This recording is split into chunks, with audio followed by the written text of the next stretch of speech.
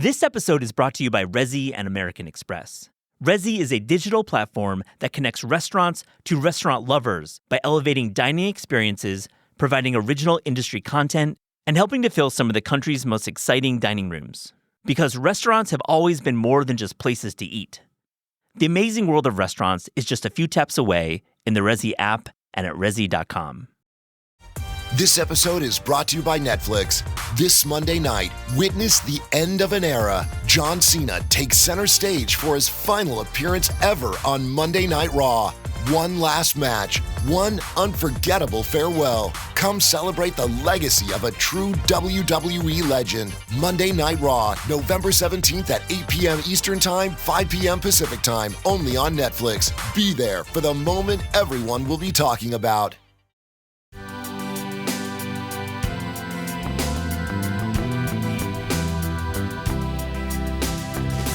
I didn't want to wine wash cultures as I continue to talk about wine from a sommelier's perspective, a wine entrepreneur perspective, and now a wine book author perspective.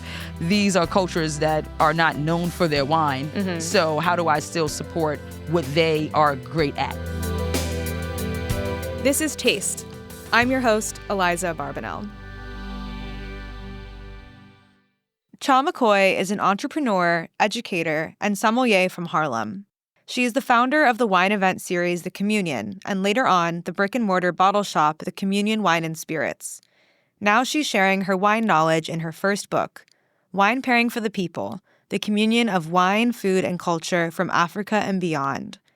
It's an invaluable guide to pairing wine with food, anchored by Cha's own experience traveling wine regions across the globe. And today on the show, we dig into bringing the book to life. And at the top of the show, it's the return of Three Things, where Eliza and I talk about what is exciting us in the world of restaurants, cookbooks, and the food world as a whole. Eliza, we're back with Three Things. How are you? I'm good. I'm excited to hear about your trip that you were just on. Yeah, I'll start. I want to do three kind of moments from my recent trip to Korea. I got to visit Seoul, and I went up to Gangwon-do, to a great city called Sokcho with my friend Nadia and Joe Yonan, who was formerly of the Washington Post and one of our friends here at Crown. And we had a wonderful time. And it was hard to pick three kind of moments or three restaurants, really. But I'm going to do my best. And I'll start with I'll actually start with two restaurants, actually. Two Seoul restaurants. I have like a lot of notes here. And to keep this tight is going to be challenging, but I'll do my best. Biyum is a restaurant that I had circled a couple years ago when they announced it. It is the Buddhist temple tasting menu. I call it an expression from the chef Dae Chun Kim. He of the Michelin-starred Seventh Door in Tok Tok, a really well-regarded chef in Seoul. And, I have had the opportunity to have many of the Buddhist temple tasting menus over the years in America, in Korea. I think with the rise of the Netflix series Chef's Table, Jung Kwan, and just like in general the interest in Korean food, temple cuisine has really risen in popularity. This is all to say that I haven't really loved a lot of these kind of formal tastings built around temple cuisine. I found them to be a little stiff. Sometimes the seasoning is not quite there. And I think it's very challenging because these menus are built around the tenets of Buddhist temple cuisine, which is eschewing meat and animal products and also eschewing alliums. So no onions, no garlic, no chives. So it's a restricted pantry, so to speak, or larder. But it offers a really, really great opportunity to express fermentation and express, fresh vegetables and produce. And this meal really, really blew me away. I think Biyum is a brand new restaurant, and it's really on its way. Michelin will probably come out next fall for this restaurant, and we'll see where it lands. But a couple highlights. I had a 5-year aged radish, which was accompanied with a fresh kimchi radish. So having this aged radish next to the fresh was just incredible contrast in texture and flavor, just deep vinegar fermentation. I just loved it, vinegar focused. Mushrooms were naturally on the menu. We were there in the fall. I had a multi-grain juke with maitake mushrooms atop. Very nice, very delicate. Desserts were exceptional. There was a plate of several, there were like rice cakes and pieces of fruit. There was like a blueberry that was cross-sectioned, like very, very tweezery and very, very cool. And then the main dessert was basically a smoking cinnamon stick, was atop a cloche, which was revealed to have a black sesame cake with a plant-based, very creamy panna cotta-like tofu. And it was just exceptional, topped with olive oil paper. That's Bium. Love that restaurant. Kind of like a little bit on the other side of the coin was this very cool restaurant, Super Pan, in the neighborhood of Apgujeong, which I love that neighborhood. There's some great restaurants there. The chef is Jungwook Woo, and she is a kind of a personality, a celebrity. And I just really liked hanging out with her and her husband.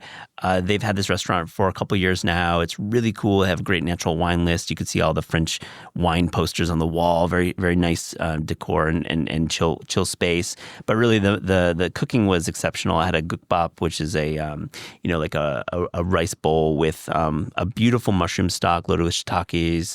And I had hand-cut bulgogi and just an excellent wine list, all natural wines. And my favorite thing was a small thing. It was a small matchstick cucumber that had been kind of seasoned with meishol, which is like a plum syrup. Beautiful fermentation there and just delicious little bite. And it was next to a shrimp toast that was kind of bookended by lotus root. So it was like 2 lotus root with shrimp in the middle. Really beautiful dish, like nice couple bite thing there. And these are 2 restaurants that, not a lot of U.S. press is covered yet. And I think you should check them out if you're in Seoul. They're Bium and Super Pan. Nice. I like both of those. Yeah. What's your first thing? My first thing is I had a great restaurant meal here in New York recently. Right. I went to Kiko, which is a newish restaurant in the made-up neighborhood of Hudson Square, which I would say is like kind of adjacent to Chelsea. But I had a really delicious meal there. Yeah. The restaurant is owned by a couple, Lena Guijan. I'm sorry, Lena, I don't know about that last name, who's the Som. She worked at Sushi Naz, the Nomad Momofuku Group, and her family owned One If by Land, Two If by Sea, which is such an iconic New York City restaurant that she grew up working in. Her husband is the chef Alex Chang, who was most recently at Il Buco Alimentare here in New York, but has a really great resume that spans LA at places like Animal and the Exchange and also Vagabond in Miami. And he grew up in Hong Kong to a Chinese mother, Mexican father, and is kind of like looking at his heritage and the variety of the places that he's cooked at for the menu. So I would say they do kind of like recipes that are rooted in like Asian ingredients and techniques. Some of my favorites were a crispy rice with red curry and lobster. They kind of present the crispy rice like tzadik with the lobster on top and then pour red curry around it at the table. Really delicious. They do a 3 times fried chicken wing that has macroot lime and sancho and a Berkshire pork secreto, which I feel like is kind of a rising menu item here in New York. Just super well done. The day after I went there, actually, there was a positive review in New York Magazine. But before that, I would say it was kind of like a under the radar restaurant, like kind of like a local spot. But I really enjoyed everything I had there. I'm excited to go back. Kiko, yeah, it sounds amazing in that made up neighborhood too. Like that. Yeah, maybe I shouldn't be saying it's made up, but I think everyone kind of agrees that we all make up neighborhoods. when you walk through the neighborhood, there's signs on the streets that say, Chelsea, I don't know her. This is Hudson Square. Like they're like for the rest, they're branding it, the neighborhood group itself. No, but not to detract from the great restaurant. And I did read that review, so it's cool. Yeah, absolutely. Very nice. What's your next Korea rec? My next Korea rec is we headed over to Sokcho, which again is this really great city. 2 hours drive from Seoul. There's direct trains. I love it. I'm gonna be writing a little thing on Taste about it soon. Just love this way of seeing Korea that's very much not Seoul. It's right on the ocean. It's also in a state park, or it's a state park is adjacent, so you can do a lot of hiking. You can head to the beach. I mean, there's like really special kind of unique natural beauty there. And seafood is really, really, really of top of mind when you're dining there. And I got to go to the Daepo Port Seafood Market, which is like a night market filled with sellers of all things, not just seafood. And there's a restaurant in the market called Sokcho Keipo. And I love this restaurant. It was a really quiet night there, so we got to hang out with the chef, Chef Cho. Chef Cho uses the Instagram uni.cho, C-H-O-E. Such a great follow. I loved catching up with her and kind of getting a sense of this obsession with uni. I think the funny thing about our visit was that the weather was so bad that they couldn't get any uni in this restaurant known for uni. She was very apologetic, but we were like, listen, you can't fight Mother Nature. Still, the meal itself was exceptional. It's a fixed price menu, around right now about $45 USD. So such a value when I think about how things like raw langoustines and ikura and really a lot of the great seafood, the way it's priced here in the States, such great value there. But I loved the way that she presented this first course that had a soup. It had some marinated shrimp. It had some seaweed and really minimal panchan. And we started. I had an egg that was a slow egg in its very kind of sweeter broth. It was just a great way to start. And the main event was a rice bowl topped with more shrimp and ikura. And we were given small sheets of seaweed of kim, and we could make our little wraps there. And it was just such a great time hanging out with Chef and really experiencing Korean seafood at its best. And they sold uni chips, which I brought back for you. Mm-hmm. Yeah, and they have these little retail shop out front. So the restaurant is Sokcho Kapo. I love the sound of that. And while we're on the topic of delights that you brought me back from Korea, my second thing is this coffee that you brought to me that I've been drinking all week. I think it's so aromatic and special. It's Fritz Coffee Corazon de Jesus. Mm-hmm. So it's a naturally fermented South Korean roasted coffee with beans that they directly purchased from Costa Rica, which I think just kind of boggles the mind when you think about how global coffee is, and that I'm drinking coffee that was grown from beans grown in Costa Rica, roasted in South Korea, and now I'm drinking it here in Brooklyn. It's super fruity and bright. I would say I'm not a big tasting notes person, but black sugar, cacao nib, dried plum, those would be the places my brain goes. I've just been doing it pour over, and I'm a big fan, and it makes me even more excited to go to Korea for the first time and kind of embed myself in the coffee scene. Well, you're gonna love it. There's so many cafes. I mean, especially in Songsu in that neighborhood, and happy that you enjoy Fritz, because I've long enjoyed this roaster. They're featured in Korea World, and you can find Fritz in America at Dayglow and at Drip. They will sell Fritz, and just wonderful people running that coffee company. It's one of the first specialty roasters in Korea, and they have the iconic seal on the packaging. That's like their mascot. Yeah. It's cute. Very cool. So I'm glad you enjoyed that. Absolutely. Yeah. Thank you. What's your last thing? My last thing is I'm staying in Sokcho, and I got to go to a cafe that I think represents this innovation happening with Korean, the merging of coffee and pastry and spaces. It's called Cafe Gid. It's kind of on the outskirts of town, and it's an incredible space. It's a modernist building designed by Studio Space Cha, a Seoul-based architecture firm. And I'm linking to in the show notes their Instagram. You can see a bunch of photos. It is stunning. It is aggressive. It's like lots of windows that look out into the mountains, and just as a structure, it's remarkable that it's a humble little coffee shop. But it's not a humble little coffee shop. They're doing Fritz there actually, so they have Fritz on the bar for espresso and drip. But the pastries is really what I want to talk about. I was seeing everywhere tissue bread. Have you seen tissue bread on Instagram? No, I have to Google this. They're basically, it's like a milk bread that has been baked so that you can peel away individual layers of the bread like it were a tissue. Oh, I kind of already do that to bread sometimes, but I feel bad when I do it. I feel bad when it's just kind of willy-nilly, but literally it's been baked so that each sheet is literally a thin bite, and you kind of peel it back. And the one I had there was a basic milk bread, very rich, but it wasn't flavored. But I've seen different flavors of this tissue bread, and it was all over Seoul. It looks cafes. So good. It's really, really cool. They had corn and espresso soft serve, which was for all soft serves in this land. I have not found one that was that rich. It was like incredible that it was they were doing soft serve with that kind of like ratio of milk fat. It was beautiful. And then the real stunning pastry was the lemon cream cake with this solid lemon curd in the middle, and on the cross section it looks like a little gelée, but it's actually just a curd. And that was just 3 things we ordered, and they had a dozen other pastry items in their case. It was in the traditional Korean way, where you get a tray and you can pick them up with little tongs, which I love.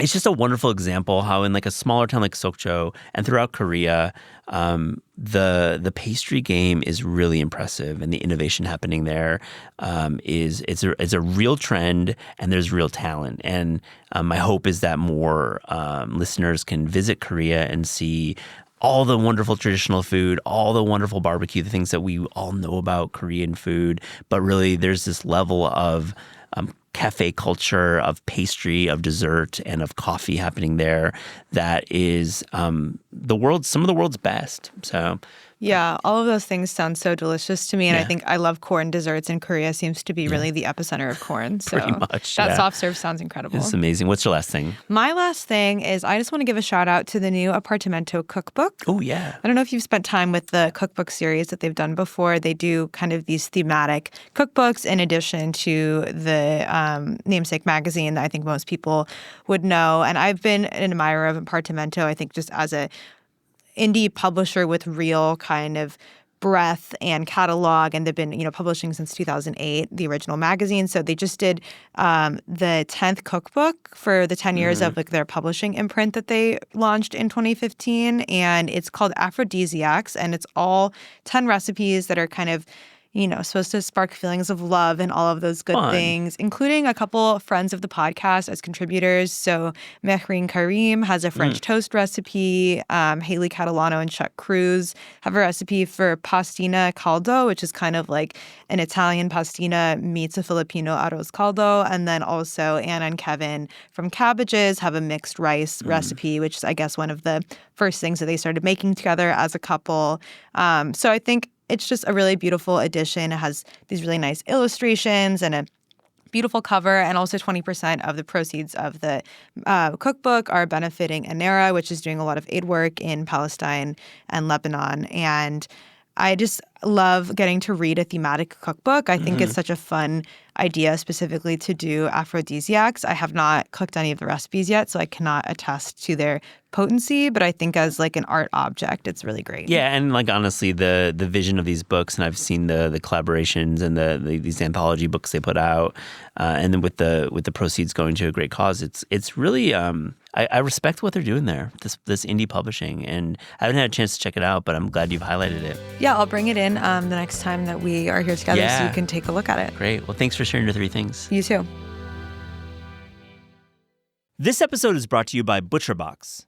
As a food writer and cookbook author, I'm always cooking up a storm in my home kitchen. And while my pantry is well stocked, and I make it to the farmer's market for seasonal produce, and perhaps a few photos for Instagram, I'm always struggling to find the perfect cut of beef, pork, and chicken to cook for dinner. For real, my local Stop and Shop's meat section just isn't cutting it, and our local butcher shop is frankly pretty scary. That's why a ButcherBox subscription is such a lifesaver. My freezer is always packed with premium grass-fed beef, free-range organic chicken, and wild-caught seafood. I recently pulled out a 3.5-pound boneless pork butt from the freezer and was braising it in no time. Soy sauce, mirin brown sugar, oyster sauce, low and slow. It was delicious. For nearly a decade, ButcherBox has led the industry with meat and seafood that's antibiotic-free. As an exclusive offer, our listeners can get free protein in every box for a year, plus $20 off your first box when you go to butcherbox.com/taste. Visit butcherbox.com/taste to get this limited time offer and free shipping always. That's butcherbox.com/taste. Don't forget to use our link so they know we sent you. Today's episode of This Is Taste is brought to you by Growth Therapy. I'm a big believer in therapy and think everybody should get the help they deserve. But have you ever tried to find a therapist online and were more stressed out by the simple act of finding a therapist? I certainly have. There's the cost, the scheduling, and of course, finding the right fit. Finding a therapist is not that simple. Grow Therapy makes it way less overwhelming and way more affordable. Whether it's your first time in therapy or your 50th, Grow makes it easier to find a therapist who fits your needs. They connect you with thousands of independent, licensed therapists across the U.S., offering both virtual and in-person sessions, nights and weekends. It's that easy. And you can search by what matters, like insurance, specialty, or availability, and get started in as little as 2 days. And if something comes up, you can cancel up to 24 hours in advance at no cost. There are no subscriptions, no long-term commitments. You just pay per session. Grow helps you find therapy on your own time. Whatever challenges you're facing, Grow Therapy is here to help. Sessions average about $21 with insurance, and some pay as little as $0, depending on their plan. Visit growtherapy.com/taste today to get started. That's growtherapy.com/taste. Availability and coverage vary by state and insurance plan. If you're like me, your skin needs some extra care this time of year. All that cooking for family and friends has me busy dipping into my favorite cookbooks, like Alison Roman's new Something from Nothing. I love her tomato kimchi soup a whole lot. This busy season also has my skin in a pretty interesting place. That's why I've continued to rely on OneSkin. I love their OS1 body formula, and it's been invaluable to have a daily routine that delivers both powerful skincare and longevity benefits, all in just a few simple steps. OneSkin also just launched their limited edition holiday sets, including the Nightly Rewind gift set, which is one of those rare gifts that's both impressive and genuinely useful, providing an upgrade to anyone's nightly routine. Featuring their best-selling face moisturizer and their new peptide lip mask, each component of the set is designed to work together as your body enters its natural nightly repair mode, helping renew skin at the cellular level for a stronger, smoother, and more resilient skin. For a limited time, try OneSkin for 15% off using promo code TASTEPOD at oneskin.co. That's promo code TASTEPOD at oneskin.co. Sean McCoy, this is Taste. Thank you for coming on the podcast. Thanks for having me, Eliza. I'm really happy to start off my morning talking about wine with you. I think it's a really fun conversation to have. And to start, I'm wondering if you could tell me, I guess, like the $1 million question, which is how you first fell in love with wine. Yeah, so it was easily moving to Italy. I feel like most Psalms come to mind from a favorite bottle, working a way up in the industry. And then I recognized that my unique experience of being an engineer first and trying to switch my career, that was the mindset I was in. I did an MBA program in international finance and relocated to Rome, Italy for it. So I was having my eat, pray, love moment, actually. And while I was there, I always say the holy trinity of Italian culture, which is pizza, pasta, wine, was very easily adapted into my everyday lifestyle while living in Rome. And the curiosity kind of stuck, I guess that's how I cut the bug, they say. But it wasn't to, take it on professionally. I just wanted to know more. I was intimidated by the wine list. I didn't know what to ask for. And I didn't really think about pairings. I just technically didn't know what to say. Like, what did I enjoy? Yeah. And so that kind of asked more questions. I got further information from going to vineyards, because that's what you do, as your pastime living in Italy. It wasn't so much for like, I'm here for the understanding terroir and soil content. It was more about like, oh, it's the weekend. Let's, go check out this winery. And so the conversation with one winemaker led to another conversation. And then once I moved back to the city, I'm from Harlem. So when I came back home, I was very intrigued to kind of how do I use all the knowledge that I gained in that, immersive experience that I just lived. Yeah, I feel like it's so interesting to be in a place like Italy that has such a deep wine culture, and wine is so accessible and kind of woven into life, and then come back to New York. And obviously the import prices are different, and just like the wine that's available is different. Right. How did you kind of find your footing and decide what to do next? Yeah, I didn't. I really was not interested in the profession of wine. I just knew I came back with like, I guess wine was a hobby, you know? And so I was like, oh, this is something cool to do on the side. I think right now all the girls is talking about, go get a hobby. I was one of the folks who no one had to tell me that. I was like, oh, I'm obsessed with this thing, which was wine. And I even know I have this newly minted MBA in international finance. My mother was like, what are you doing with your life? You know, you just got back from Italy. And now you're talking about working part-time at a liquor store? Like, she didn't understand what was really going on. But it was truly because I just became very intrigued with understanding more about the juice, if you want to say. And so that actually, I was telling someone, like, that's more like reverse culture shock. They don't talk about, I see myself as a traveler who, you know, wine ended up being something that I picked up along my travels. And that's why the book kind of leads in that direction too. And so while in Harlem, applying for a job, eventually getting it. Shout out to the winery. It's on 116th and 8th Avenue. It's still there. That was my first official wine job.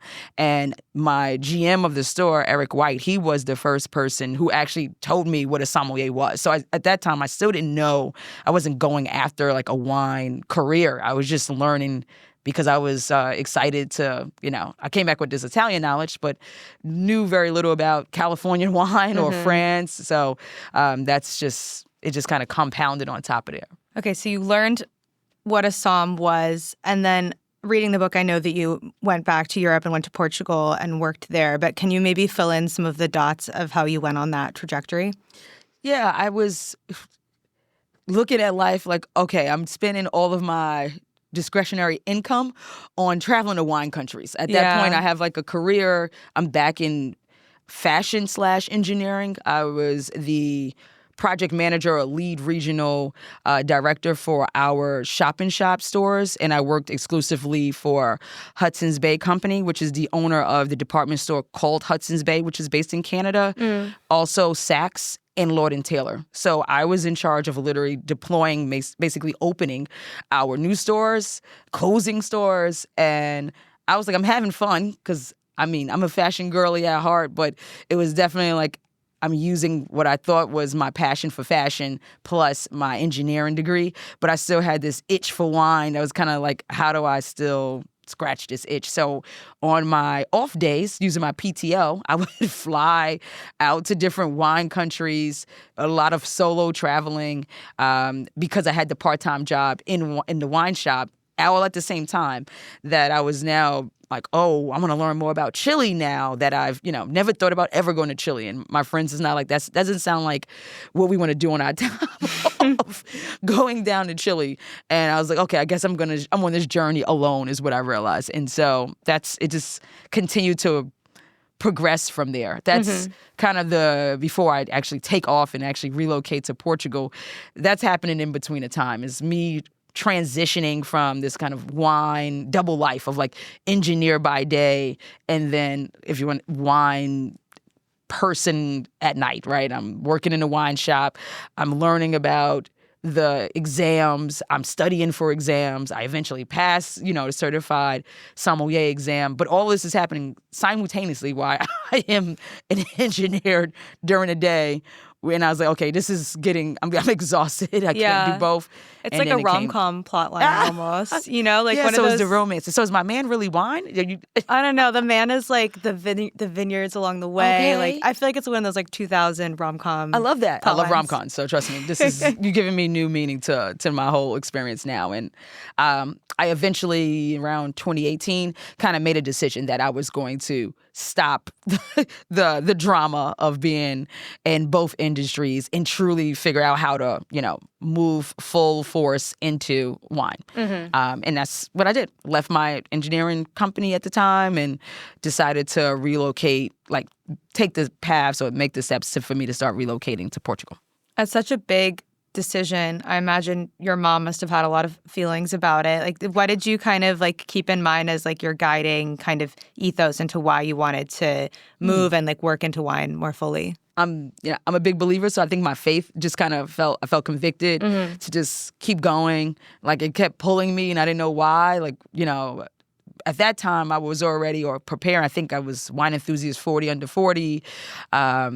I was getting recognition for the Communion Wine Dinner series that I had already started. So the fact that doors were opening up and maybe the recognition that I was getting. I was like, this is clearly not by just happenstance, because I wasn't coming from a hospitality background where folks were probably working in wine for years in restaurants.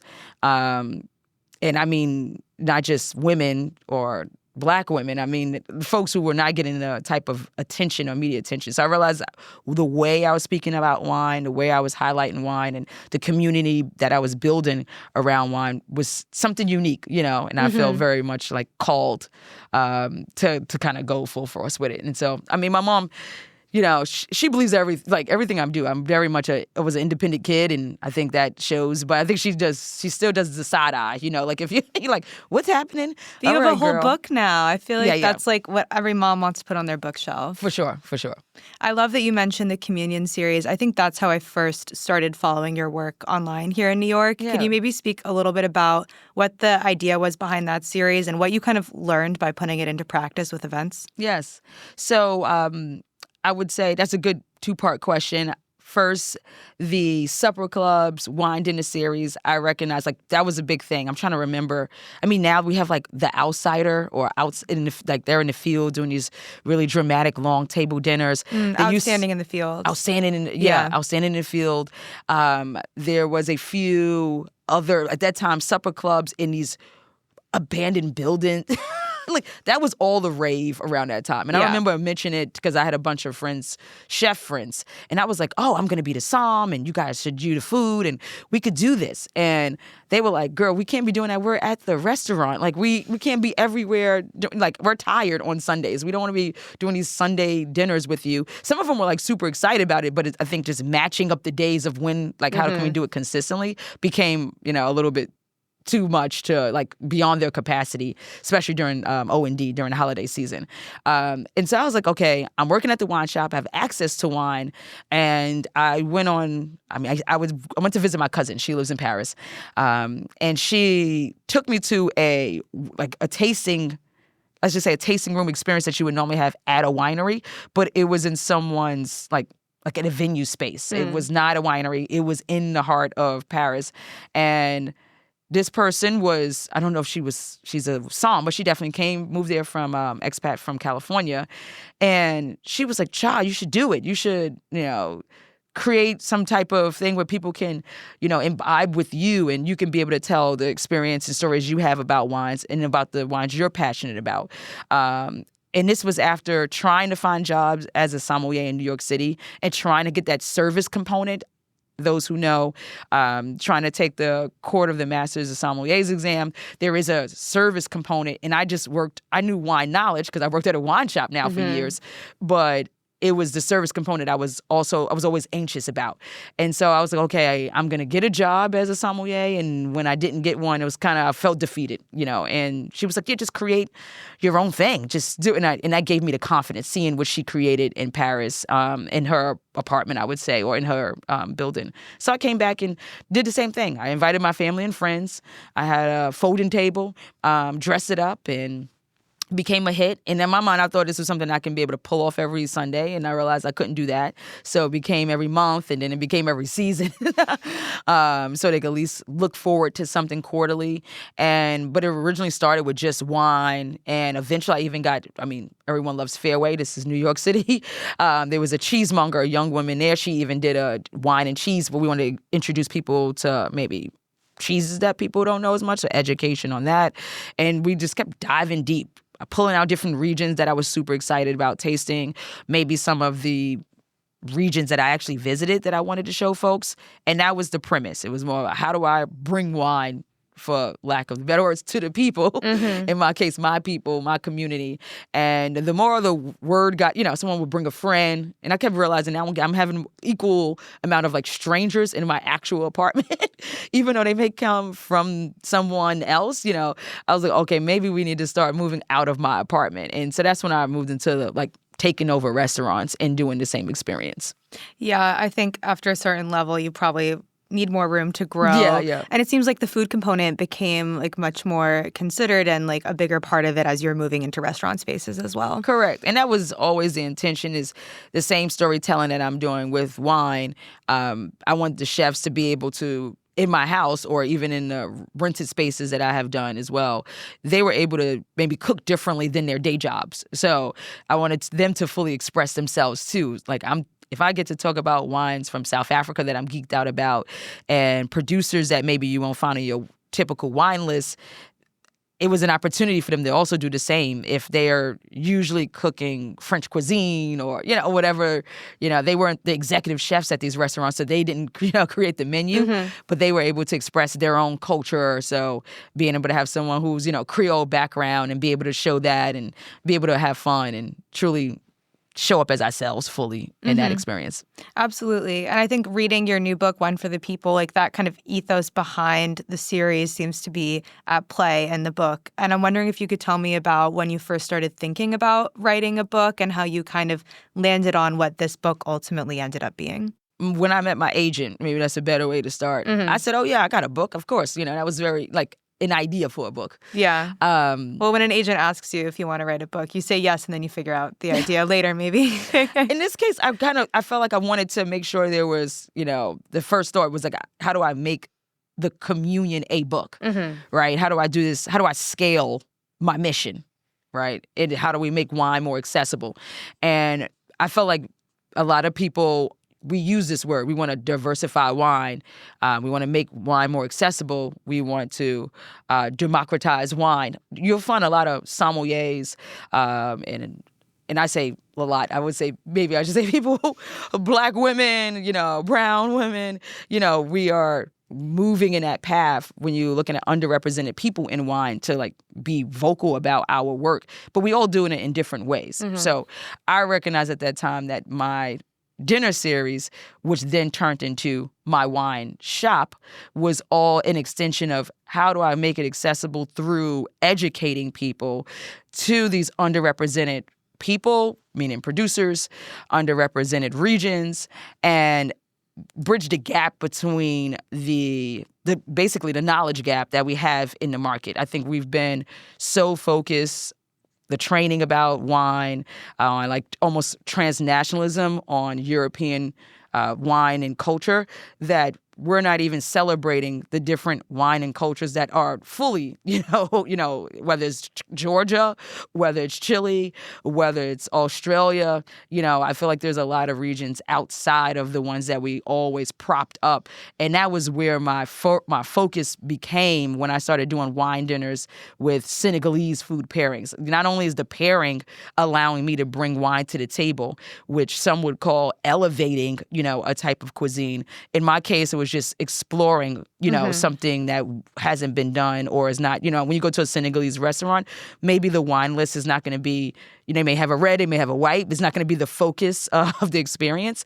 And that may, one, be culturally because of, religious reasons, but then also if you're going to have red and white, let's make it good, And I feel like when you go to certain restaurants that maybe that's the last, they just want to have a red option and have a white option because that's, no one's told them, the permission wasn't given to them to, you should equally have, you can find wine that's the same price point that you can get from distributors that are, lower intervention, great quality. You don't have to go with the cheap corporate big stuff just to check we have a red here. Yeah. And so it was so many boxes that I was trying to check off with my dinner series and then my wine shop that I was like, okay, the book would be easiest for me to map it out, I thought.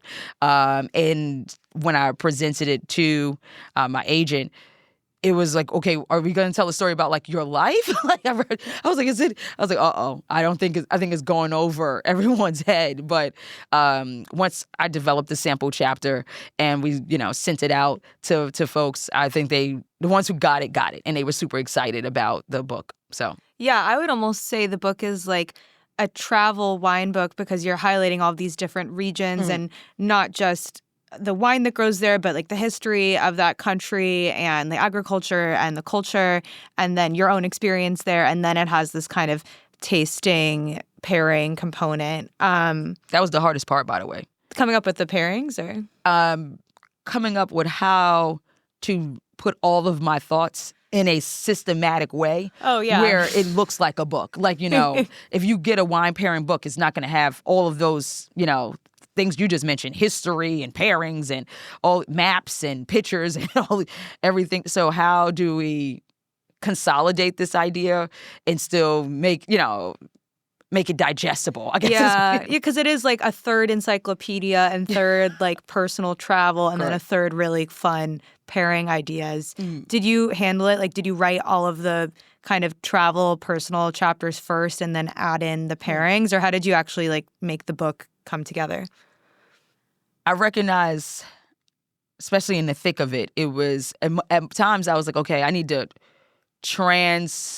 send myself back to either that memory of when I was traveling there or in the zone. I ended up creating like playlists for each section. I'm like in Brazil. I was like, okay, so that's where we're eating tonight. Like I need the flavors of my time there. I want to hear samba in the background while I'm writing. Like I had to truly get in the zone. And so I took it, I would say, region by region, so that I can already have the flavor, the vibes. I'm watching videos. I am trying to get myself physically, back to Brazil as much as possible from my living room. And so I was doing all of it at the same time. So I didn't break it apart because once I was locked into that either that memory or even for places that I have not traveled to. Once I started, it was in deep research and looking up things that I got excited about. It was almost hard to kind of get me out. Like and sometimes I wanted to go in order, like how you see the order of the book from Africa. And then I may have a memory of something I had, last night. And then I'm like, oh, now I'm excited to talk about Cuba. And now I'm like, let me just switch my whole zone to like that time when I was in Cuba. So that also was it wasn't the best for my co-author, of course, when you're like, we're off track, girl. We got to get it back to, we're still in Africa. Come on, get out of Cuba right now. And I was like, please give me some grace. I need to jump over here because I'm feeling, I had Thai last night and right now I want to deep dive into that for a moment. So I think I divided and conquered the book solely by like geography first. Yeah, geography and vibes. That makes sense. Geography and vibes. Next time, put the playlists in the book. I want them. I feel like that's what I'm in right now. Like I'm like, where am I for the book, and so where I want to be, and what's my next travels, and so that's the zone I'm in now. That's finished too. I'm like popping the playlist on and kind of just getting ready for each of these interviews. Oh, I love that. I guess for someone who's listening and they're curious about what kinds of places are covered in the book, can you maybe like broad strokes talk about the regions and the countries? So Africa, Latin America, South America, Asia. We have the U.S. as a African diaspora, U.S., and that probably is the only section that is broken up by cuisine style instead of a city or state. So it goes soul food, low country, barbecue, etc. And I think I said Asia, but I'll say it again in case I forgot. Yeah, that's a great kind of bird's eye view summary of that. I want to talk about pairings because I think that's a big focus in the book. Can you maybe just on a basic level explain, I feel like there are kind of two different traditional approaches to wine pairing? Sure. I go about it as there's either compatible tastings or contrasting flavors. In the first section of the book, I didn't want to just jump into the storytelling, so that was also another like I had to raise my hand. I was like, oh, wait, I think we need to go and put some more, a bit of like just wine. I'm a wine educator at heart. Yeah, so 101. You never know who's going to get the book. So I felt like, again, back to accessibility, let's do that. And that was important for me just to, hey, I don't want to make this complicated for you. There's no rules to any of the things when you open this book. If you're like, I don't get it, why this, I want you to know that was my approach to it. And everyone's going to have a personal approach. Maybe you and I, depending on our tolerance for heat and spice, maybe you will pick a wine that will be more compatible versus a wine that's going to be more contrasting flavors. That's why they're like, okay, if this is hot, you should get something sweet. So I feel like that's, at first I want everybody to know, take your own palate into consideration and when you're actually picking a dish to go with a particular wine. So that was my approach. I try to keep it as like simple as possible. Yeah. Is the hot sweet thing why Riesling is like often one of the only wines that you can find when you're eating like African or Asian diaspora food? I haven't heard people talk about it with African food, and I think that's the reason why. But Asian food, it comes up a lot. Yeah. And I feel like I'm not a big fan of the term ethnic, cuisine, but I do recognize that that's what we're told during my time when training as a sommelier to check the box of like, if this is the type of cuisine you're working with, you pick Riesling. And I was like, okay, ethnic food, literally the whole book is ethnic technically. So does Riesling answer the question for every dish, So those are the things that when you're studying anything, I think we all don't take anything as like the Bible. We should all question a little bit further. And maybe this industry has not been challenged as much in that way that I felt like I slowly started doing one with my dinner series by showing different expressions of how our food can be my culture, your culture, and, can be expressed with different wines.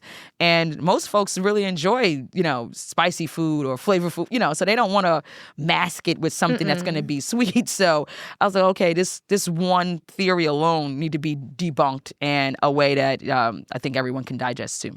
Yeah. While we're talking about debunking theories, you write in the book that you think like what grows together goes together is not necessarily like the best possible approach to pairing. Yeah. Can you unpack that?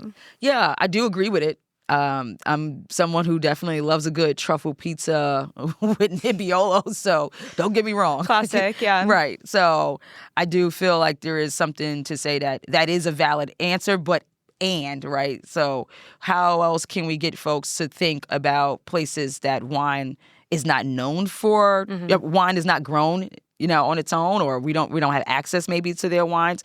Does that mean they don't deserve wine pairings? And I think that has been the default of what happens, is that if you're enjoying food, just because now I'm in Brazil in my head still, if you're in Brazil, having a good dish of feijoada, Brazilian cuisine, very traditional, do you think that, okay, wine shouldn't pair well with this because wine is not grown there?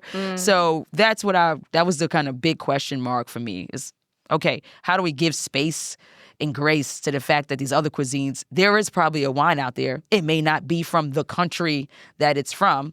And, shout out to Brazilian Bubbles, they do make amazing wine. But maybe a wine from a whole nother region, a different country, or even at colonial history, you'll see some shared or transported spices in dishes and flavors. So that's why the history part was very important. I didn't want to just throw out there about like how much Portugal, while my time living in Portugal, I learned more about Brazilian food as well as Mozambican food and Angolan culture.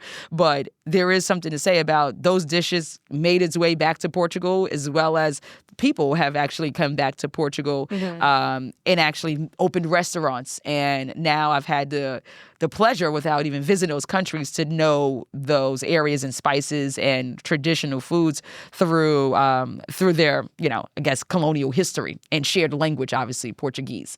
So I feel like that's kind of what I want. I call it cultural terroir, which is very important for me from that perspective. Like, we do want to talk about soil and the weather and climate and the aspect of, terroir, the way that we learn from Burgundy, or which has been shared with us as folks studying wine, where you are, a sense of place.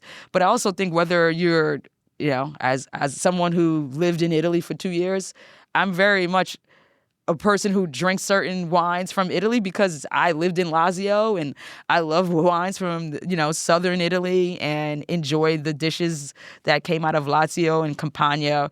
And as much as I will, when I go to Florence, I try my best to enjoy that experience too. It's still considered almost like my second home, since that's how I, grew up in wine, was in Italy, right? So that's still a cultural connection for me, and it's very regional when you're in Italy too, just like, your soccer team. So that's what happens with wine. And I feel like we're not really taught that in traditional, wine education. Yeah, I really like this idea of cultural terroir. I think it makes so much sense, but it obviously isn't a way that a lot of wine is being kind of set up. It makes me think about wine terminology, and I was curious what you think about the terms Old World and New World when it comes to wine regions. I mean, I'm still for it. I think I think I would say, doing this book also made me realize I'm questioning things in my own way of thinking. Like, I've been helping this beast get fed, like I've been adding to what's going on in the wine industry. This book it was like, I'm woke now to some terms that maybe we should change how we say this. I know I've seen articles about even using feminine terminology for certain grapes or wines, so giving wines gender, even in this case, New World versus Old World, especially when I'm deep diving into wines of Georgia. I'm like, okay, so are we calling that the old world? Are we, Yeah. So I feel like there is something to say about, I traditionally feel like that's the easiest way to kind of break the conversation up. But I feel like maybe going more, I like separating things like traditional, natural, like by the style or kind of the ethos of the wine versus saying a new world, old world. I do understand that if you say old world, people, like if this is an old world styled Pinot Noir from Oregon, I think the idea is that we're expecting it to taste more similar to winemakers' way of techniques that they would do in Burgundy. So I think in short, right now, since that's the lingo, that's part of our lexicon as wine professionals, that until we replace that, I feel like that is going to continually be used. But I do think we need to maybe come up with a new way of breaking down what's old world versus new world, because heritage and legacy is what clearly has made some regions more, the prices that they are in the market. We talk about Bordeaux, of course, with the classification, and how do we actually change that narrative when there's been wines grown in other places older than those regions, and yet they don't get the same type of, recognition, even though they're older than the history of the wines that we're saying, these wines are so great because they're from, this region and have all this history. Well, there's wines that predates that is, half the price. So that's something where I'm challenging as well. And then the stories that has been untold about wine as well. It's like, how do we actually highlight those? When my time being in Portugal, which is also interesting, was learning more about Madeira and the transatlantic trade and the conversations that has been left kind of maybe still not told about the crossing of the slave trade in vessels, in spices and everything else, just like sugar when it comes to making rum. So that's why you'll see rum in the book as well. There's this history that maybe we did not really, we're not focused on as much. We're glorified and love to talk about how Madeira is part of American history, right? The founding fathers of America, quote unquote founding, they toast to the glass of Madeira, at the signing of the Declaration of Independence, right? That's part of, Madeira is part of American history, but we don't really talk about maybe the not so celebrated side of Madeira and its story too. So I became fascinated with my time living in Portugal about Madeira and its history and its connection to the American story and more particularly African American stories as well. Most likely the winemakers who were clearly in the estufas, which is the oven that is cooking and baking the proper temperature of the wine to serve, and even the sommeliers who are serving are the black hands who were actually doing the work, and we have that as part of the history as well. In Virginia, the person tended to the vineyards, the vineyard manager, as we would call them, right, today, that title, were the enslaved people who were on the property. But we don't get credit for that and stuff. So I feel like a lot of black people don't see ourselves in wine, but we don't recognize that we are part of the American wine history as well, and that should be celebrated. So that was a long way to get back there. But this is all very important to understand culturally the context of how wine may play a role in what goes together, grows together. Is more about what history connects as well. Yeah, absolutely. I think it's so important to be kind of tracing that history. And you can even look at the fact that South Africa is a growing region of wine. How did those vines get there? Who brought them there? What's the history behind that? When I was reading the South Africa section in the book, I thought it was really interesting the way you were writing about how the boycott against apartheid in South Africa was impacting the kind of wine industry, I guess is the right word, in South Africa, trade, and then the way that it was kind of protected as a legacy moving out of that. When you are looking at like South African wine, I guess like what excites you about that region and what kinds of winemakers do you especially like enjoy supporting? Yeah, Eslina comes to mind immediately. Eslina is the producer, the wine producer name. The actual winemaker is Niziki. It's named after her grandmother. I think her story, getting a scholarship and going to University of Stellenbosch and being able to bring her wines to the world through the distributor Wines for the World. Shout out to them for bringing it to life, her project to life for us here in the U.S. to be able to enjoy.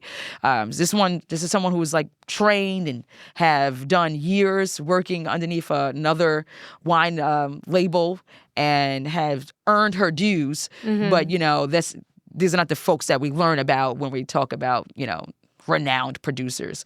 And so she's probably one of my go-to example.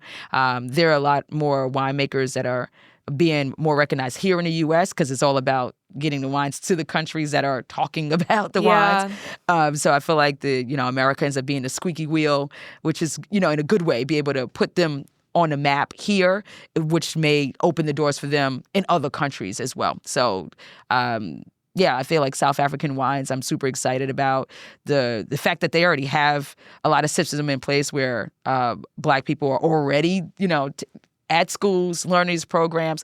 And I hope there's a rise of more African winemakers and African sommeliers in South Africa.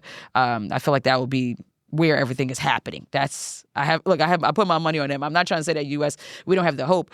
I think that it's just harder every day just to make things happen here. And as an entrepreneur, I think that the folks who are kind of making their way up is the folks that are scaling bigger. Yeah. So if you are a Black-owned wine producer, in order to truly be able to make this your thing, not be an engineer part-time, et cetera, it truly is, by going to be able to scale it quickly. In their case, I feel like they can still be able to grow the business, work, be in a wine country, and maybe there's some fine line. And again, I haven't worked with anybody directly there in South Africa, so I'm more than happy to really learn more about how the trajectory of bringing it to like a full life cycle of the wine and a brand. But I do see there's a lot of hope and interest in South African wine today, which means people are naturally going to South African wine thinking that Black African person had something to do with making this wine. Not understanding much about the history and that this person could be Afrikaans or Dutch heritage, So they're not really thinking about that. They're like, oh, I think I'm supporting a Black brand actually by buying this South African wine. And that's just lack of awareness about the history. And again, maybe not traveling there to know that South Africa actually is not, run by as many Black people as we would like. So yeah, absolutely. I think it is interesting also to think about what you're saying about the infrastructure being in place to allow winemakers to scale and then reach that kind of level of success. Right. This episode is brought to you by Tempo. We are all really busy this time of year, and sometimes cooking is not an option.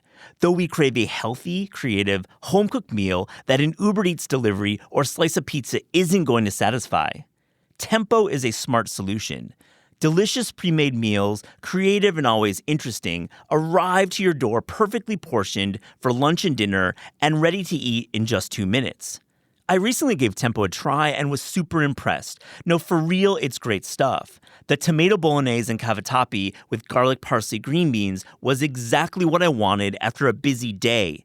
And the pulled pork sweet potato fajita bowl with rice and beans was the perfect meal after a busy day of interviewing chefs and writers in the podcast studio. Sometimes you just don't want to think about dinner. Tempo has the solution. With 20 meals available for delivery each week, mealtime is never boring. And for those macro counters out there, Tempo is a smart option. For a limited time, Tempo is offering This Is Taste listeners something pretty amazing. 60% off your first box. That's 60%, which is pretty close to free. Visit tempocooking.com/taste for 60% off your first box. tempocooking.com/taste. Rules and restrictions may apply. I turned off news altogether. I hate to say it, but I don't trust much of anything. It's the rage bait. It feels like it's trying to divide people. If we got clear facts, maybe we can calm down a little. NBC News brings you clear reporting. Let's meet at the facts. Let's move forward from there. NBC News, reporting for America. REI Co-op presents a perfect outdoor moment with the perfect gift. Picture this. You're ripping with your favorite person. Bluebird skies, blower powder, and frankly, you're skiing like legends. So sick. Another lap? Thanks to REI's curation, from lid to sticks, you nailed the gift. No way. How'd you know? Does it get more perfect than that? Give without guessing. Shop in store or visit rei.com. It makes me think a little bit about something I think is interesting in the book is that in addition to having all these great wine suggestions and wine pairings, you're also kind of highlighting the other drinks that would traditionally be paired with food in these places. And I was curious if you always wanted to include non-wine beverages in your wine book or how you kind of, brought in that element, because I feel like it is such a cool kind of contextual layer. Thank you for that question. The best way I can explain is that I didn't want to wine wash cultures. And I guess you heard it here first. I have not, I think at the end of the day, as I continue to talk about wine from a sommelier's perspective, a wine entrepreneur perspective, and now a wine book author perspective, these are cultures that are not known for their wine. Mm-hmm. So how do I still support what they are great at? If they are known for rum, let's talk about the rum that they're making.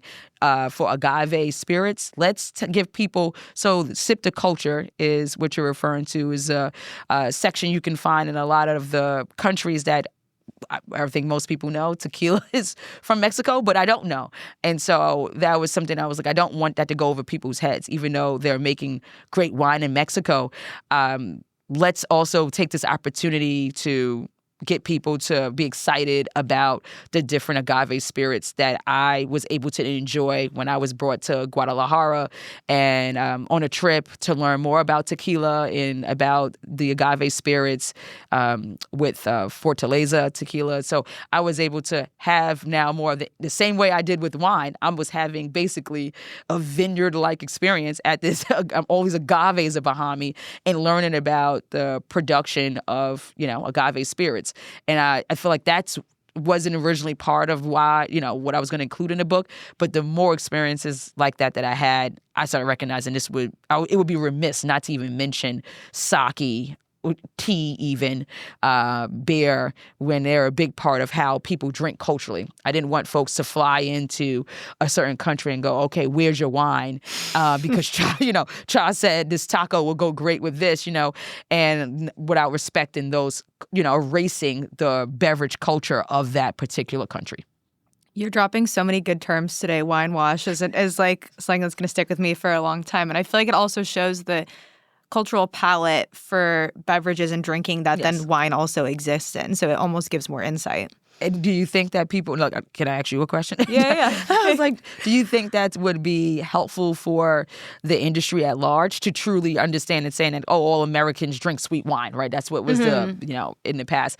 If you start understanding that, okay, if this is the drink of choice by Mexicans at large, then maybe making wines that if you want to sell in that area, those are the SKUs to bring there. If their palate is going to be more, let's say, agave driven, that's what they're looking for. So then now we can tailor not just making everything sweet, but also understanding the palate of like when they're drinking and when they're imbibing, this is what they're looking for. So if you're making a wine for that actual, that group of people, that demographic, we know now better how to serve them. Yeah, I think it's nice on one hand to know the cultural context so that you can be understanding why people have certain flavor preferences. Mm-hmm. But at the same time, I don't think you only want to be bringing stuff that you already think people are going to like, because then you're kind of boxing people into one kind of thing. Just because there's a certain tendency to like a certain flavor doesn't mean that you can't try something different and then enjoy that and be kind of broadening the paint box of flavors that people have to play with. I feel like that's what, since I work with European wines, and when they are thinking about importing their wines, and Spain is probably the easiest to think about, they have all the colonial history within language that they could connect with Puerto Rico. So when I'm in Puerto Rico, there's a lot of Spanish wines on the list. They can read the labels. It's very easy, right? Same thing, obviously, when you're in Brazil, you're going to see a lot of Portuguese wines for that same reason. It's easy for them to digest the language. So that barrier for, let's say, Portuguese wines in America end up being a benefit for them in a country like Brazil, right? So then if their palate is geared towards certain spicy foods and or certain beverages like cachaça, maybe if you're like, okay, out of all my SKUs, when I'm making a connection on importing wines there, these three, I know so it helps make a more informed decision when you're a small winemaker in Portugal trying to send your wines to Brazil. You don't send everything. These folks are gonna, they're gonna eat feijoada. They like drinking these type of drinks. So maybe these three is gonna be the ones that's gonna actually like do well, and then now you can introduce them to other wines later. So I'm just having like a think tank session with you right now. I think it makes a lot of sense. It's like targeted because you're shipping things, over the ocean. It's a high investment in that, and you don't want to send something that you think no one is gonna like. I guess I just feel like here in the U.S., like we eat so many different kinds of things. There's so many different kinds of people here. In New York, let's just say New York. Yeah, New York City. That I think I want to try everything. Yeah. I want to talk a little bit about the recipes in the book. Okay. Because I think that you have some really great contributors for the recipes. How did you kind of think about including like proper food recipes in this book and what kinds of recipes are in it? I think I got overwhelmed at first because I realized maybe it was a much bigger ask than I thought. I was every country, and I was like, okay, maybe for like a few within each region. Let's not go crazy. And that was really how the concept came about. It was like, is there going to be a photo component to the book that wasn't just, me, but literally, of the wine itself? How are we going to, show that? And I feel like pairing books, that is something that is traditional in wine pairing books that I looked at, wine and food books, et cetera. So I was like, okay, what's going to be important is that the dishes, we got to get a dish that I'm not coming up with recipes. I'm not the chef. So that's already been vetted and checked, or at least from folks that people already respect. And so this great idea of going to folks who've already had authored cookbooks and had something to say about their region, their cultural connection was important for me. And you may have seen also a sprinkle of cocktails in there too. But it was very important for me to have that visually. I think that was probably a check for or a nod to a traditional wine pairing book for sure. Yeah, also it's a great contributors, like lots of people have been on the podcast before, Hawa Hassan, people like that. And I think the recipes, it almost is like if you haven't tried that kind of food before and you want to try to like make something at home and then get a bottle to go with it, it's such a fun like activity for the evening. Yeah. I mean, at the end of the day, I owned a wine shop while writing this book. The whole thing is like, okay, I want people to get this bottle from my shop, from a shop near you, and then be able to like remove the excuse that you don't live in New York City, as you mentioned, and have access to Ethiopian or Somalian food. And so, how his recipe ends up being a gateway maybe to a new style of cuisine for you. I didn't know it was going to be a boom right now for that. I think like I was at SomCon, the conference, and they said the uptick of interest in diverse cuisines at fine dining. I was like, oh, so the book is in perfect timing that people are more interested in generation, I guess, Z is more interested in actually having, diverse dining experiences. And so that's the new wave. So that's great, whether it's fast casual or, whether it's what's this, Naya, Naya. That was. Oh, yeah, like the bowl. The bowl. Yeah, so that's like a fast casual, but maybe it's from cuisines that people wouldn't normally see in like a fast casual dining. And even near me, there is a fast casual like bowl restaurant that is of West African food. So there's like a Turanga? Yeah, well. Or Field Trip. There's a bunch of them. So, there is a bunch of them, yes, in Harlem. Turanga is now closed, unfortunately, in Harlem. But yes, that is a great example. Oh, no. Yeah. But do they still have a are a few of them. location? I know. feel like I love that place. I know. shout out to Chef Pierre. His recipe for jollof is in the book as well. You were very diplomatic. You did multiple jollof approaches. I don't want no smoke. Okay? Yeah. I don't want to fight. It's a losing game. You don't want to get involved. Yeah. And because I'm not from, any of these countries, I thought it was like, how do I keep the jollof smoke off my back, but still entertain folks to understand how can we approach the war at large? And I made it feel like, the same way we did with wine. I don't know. Did you think I did a good job? I thought it was beautiful. It was Okay. you have like 3 different pairings for Nigerian, Ghanaian, and Senegalese jollof. That's like going the extra mile, I don't know. I hope it works out. Thank you. I was like, I hope they all feel like loved, at the end of the day. You saw all of them and like the differences and had a different wine for each. So I feel like to see somebody is to love them. I want to close today by playing a rapid fire game with you. So I'm going to make you play some favorites. Okay. Your favorite cookbook right now? I feel like you just said Teranga and said I have that on my heart right now. So Teranga definitely is one of my top 5s of all time. So your most used or read wine book? To be honest, it's probably Wine Folly. Yeah, I feel like even all my staff, I tell them, hey, you don't have to get into the more headier books with all the words. Yeah, here's this one have graphics and easy to digest. She has the Magnum edition, and that's I always recommend that for folks. Yeah. Your favorite bakery? Bakery? Do Not I wine. go Levine for cookies? Oh, those are good cookies. Oh my goodness, that was the first thing that came to my mind just now. That's classic. I'm a big chocolate chip cookie person, so. Can I ask you what you would pair with a thick chocolate chip cookie? Oh, I don't know. Depends on the day. Yeah. Oh my goodness. And I feel like when I'm usually having chocolate chip cookies, I'm just like devouring. There's not enough time to like savor.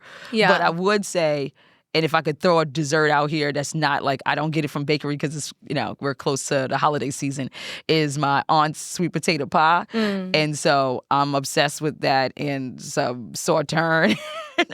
So I'm always like, okay, this is my moment. I've earned it. It's Thanksgiving. I don't make the pie, but I've, made everything else happen. So I try to pull out the sauterne and have a moment. That's I'm going to keep that pairing in mind for my Thanksgiving. A restaurant whose wine list you love? Having Mar, Tatiana, those are places where I feel like just as diverse as the people are, so is the wine list. And so I respect that. I mean, we're near Iris as well, since it's they have Turkish wine, they have wines from Georgia. I love the idea of going to a restaurant, no shade, I love a good, Burgundy, but I don't want that to be 90% of my wine list, especially when I'm in a place that is not French, So I do love being able to see wines from diverse cultures. A favorite wine bar? Like a Beyond? Love. Your go-to bottle shop? Oh, shout out to the winery. I guess that's my first wine job, so I'm going to always cherish them. Yeah, so, have you brought the book there? Have they seen it? I don't know. You know what? I ran into Eric the other day, so I need to officially sign it and gift him one. Yeah, the for full sure. thing. And give him all the love in it. And, yeah. So the winery on 116th Street and 8th Avenue. Your go-to bodega snack? Snack? Oh, could it be like candy? Sour Powers. You know the sour straws? Yeah. They were called Sour Powers when I was little. Yeah, no, I know exactly. I can picture it in my head. And they weren't served in individual packs like they are now, the sour straws. They were in this large container. And then the person had to crack it open and, yes, individually put them in a brown bag. And they were like 10 cents or something like that each. And we were like, I want here's all the change in my wallet as a kid, and give me as money as this can afford me. And that was me and my brother. That's like a nostalgic thing we do now. Like whenever I see the sour straws and these random flavors, now they got grapefruit and all this other passion fruit. They got real fancy these days. So I always buy a pack for him. And you know what? Shout out to white Tic Tacs. You will see me any day with a big box of white Tic Tacs. My father used to say, you and your brother are going to have the best breath in all of New York City, the way you down Tic Tacs. So yes, I'm always, I guess that's going to be my church lady purse, candy as an old lady too. But those two are like the candies of choice from my like neighborhood corner store when I was growing up. Yeah, you're probably the only person on the podcast who said shout out to white Tic Tacs before, but get the sponsorship. Oh my goodness, they are part of my childhood at this point. I love that. Your favorite Harlem restaurant? I know this is supposed to be rapid fire. It's okay. It's a big question. Well, okay, let me just go through. We said Tarango already, which is close, but go to Afrikaan, which is West African cuisine. Go to Melba for soul food. Who else can I shout out? I mean, to be honest, I used to go to Floridita, which is, Cuban/Dominican, etc. And so I feel like in Harlem, I'm always eating more casual dining. I'm not usually seated and having the whole moment, but we're like true New Yorkers. We're the working class New Yorkers. We're too busy. I feel like when I go to brunch, if it's not Melba's, it's something on 8th Avenue, which is where I lived last. And so I'm always buzzing around 8th Avenue after church, going to get some soul food from like Boulevard Bistro. And now I'm here for the vibes, and so I can run into Sherry Shepherd. She's always out there, brunching too. But the ultimate, like if you're in Harlem or you're talking to somebody from Harlem, if they're mentioning their favorite fish fry place, I feel like people don't recognize that we're like slightly obsessed with fish and chip, and as New Yorkers, and more specifically as folks in Harlem, like we have one at each family has like, this is our spot. And even within my family, we may have to make 2 trips depending on who's in the house, because this one likes the fries from that place, but this one likes the fried shrimp from that place. It's a whole thing. So this is, you heard it here first. My favorite place is a hole-in-the-wall spot that only takes cash, and it's called Devon's. And who is I'm trying to think of Anthony Hamilton, the R&B neo soul singer, in his like MTV interview one day, he went to another fish and chip place that's like 2 corners away from it, and that one is always packed now because it's right next to the actual train station. And so I always know when people say it, I'm like, they must have got that from like TV. They don't, but I feel like when and you're in Harlem, we definitely have our particular ones that may be in our neighborhood, or we'll be willing to go to a fish market. I don't know if you know, there's like fish markets that's open to like 2 a.m. in Harlem for you to get fried fish or steamed or whatever. And yeah, I feel like that's our personal like cultural thing, if you know. Yeah, I love that. Okay, final question. A fictional food scene, like from a book or a movie or something made up, that you wish you could eat in real life. Eat or drink in real life. Wait, one that's actually in a movie? It could be like from a movie or a TV show or a book or a children's book, but you wish you could somehow eat it. So Timby Locke, she wrote from scratch, which was adapted, that's the word, adapted into the From Scratch Netflix series, right? Sound like you're a rom-com girl, so I'm sure you've seen it. But in the book, there's actually recipes like after each chapter. So to be honest, I feel like I wish I was like there's this connection of us both being expats in Italy and falling in love in Italy. That all like was real for me too. So very much, I feel like she's a kindred sister of mine as well. And also now a sorority sister of mine. So I appreciate that love. But she has all these dishes that every time when I was reading the book, I was like, oh, bring me back to Italy right now. I want to have all these things. And I wasn't lucky enough to fall in love with a chef. But, so I feel like all of the recipes in the From Scratch, the book version, I'm down for. I think that's a great answer. And thank you so much for coming on the show. It's been so much fun. Oh, thanks for having me.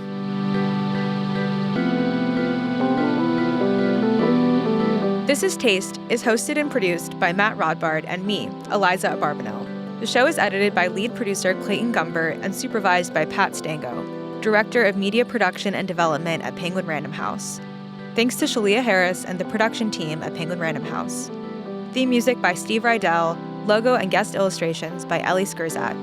Visit Taste online at tastecooking.com and make sure to subscribe to our newsletter to keep updated on all cool things in the world of taste.